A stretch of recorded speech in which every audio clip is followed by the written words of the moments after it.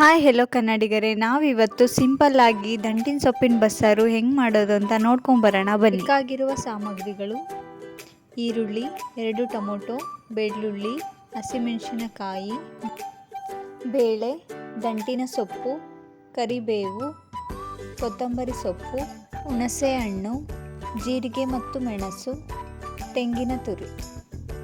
ಮೊದಲು ಒಂದು ಕುಕ್ಕರಿನಲ್ಲಿ ಬೇಳೆ, ದಂಟಿನ ಸೊಪ್ಪು, ಟೊಮೊಟೊವನ್ನು ಬೇಯಿಸಿಕೊಳ್ಳಬೇಕು. ನಂತರ ಒಂದು ಪ್ಯಾನ್ನಲ್ಲಿ ಹಸಿಮೆಣಸಿನಕಾಯಿ, ಈರುಳ್ಳಿ, ಬೆಳ್ಳುಳ್ಳಿ ಹಾಕಿ ಚೆನ್ನಾಗಿ ಫ್ರೈ ಮಾಡಿಕೊಳ್ಳಬೇಕು.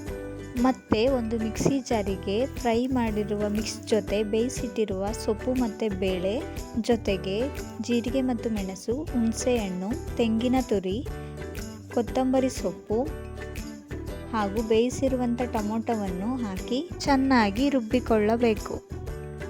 ಒಂದು ಪಾತ್ರೆಯಲ್ಲಿ ಒಗ್ಗರಣೆ ಹಾಕಿ ನಂತರ ರುಬ್ಬಿದ ಮಿಶ್ರಣದ ಜೊತೆಗೆ ಬೇಯಿಸಿದ ಸೊಪ್ಪಿನ ನೀರನ್ನು ಹಾಕಿ ಜೊತೆಗೆ ರುಚಿಗೆ ತಕ್ಕಷ್ಟು ಉಪ್ಪನ್ನು ಹಾಕಿ ಚೆನ್ನಾಗಿ ಕುದಿಸಬೇಕು. ಇವಾಗ ನಿಮಗೆ ರುಚಿಯಾದ ಬಸ್ಸಾರು ಸವಿಯಲು ಸಿದ್ಧ.